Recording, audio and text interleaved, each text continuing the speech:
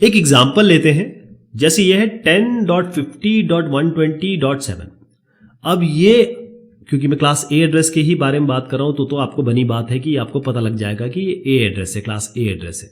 लेकिन ये क्लास ए एड्रेस है क्यों? इसका रीजन क्या है?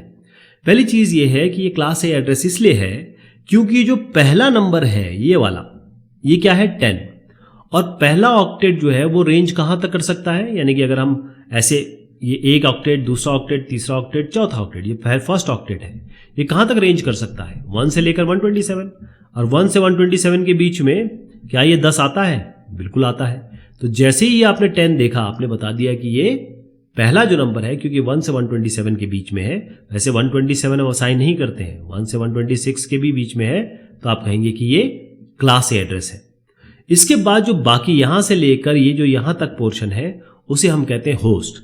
फिर से बता दूं कि मिलियंस ऑफ नेटवर्क है, तो कौन से नेटवर्क में है आप, वो ये बता रहा है, और कि इस नेटवर्क में आप कहां पर हैं, आपके कंप्यूटर की आईपी क्या है वो, या फिर आपका होस्ट एड्रेस क्या है, वो ये बता रहा है। तो जो बाकी का पार्ट हो गया वो आपका होस्ट एड्रेस होता है। अब मैं इसके नीचे एक नंबर लिख दूं कि भाई अगर आपके पास ये सिस्टम है और ये सिस्टम है, दोनों अगर एक ही नेटवर्क में होने हैं, जैसे क्लास ए में होने हैं, तब क्या होगा? तब बस ये है कि जो पहला नंबर है वो सेम होना चाहिए। एग्जाम्पल बताता हूं आपको, जैसे मैं इसके नीचे लिख देता हूं 10.47.8.4। अब ये पहला नंबर 10 है, इसका भी पहला नंबर 10 है, तो बस क्लियर हो गया कि ये दोनों एक नेटवर्क पे है। क्योंकि ये क्लास ए एड्रेस है इसलिए आपको पता है कि ये फर्स्ट ही सेम होना चाहिए। अगर मैं यहां पर बाकी को हम नहीं देख रहे, मत देखिए इसको।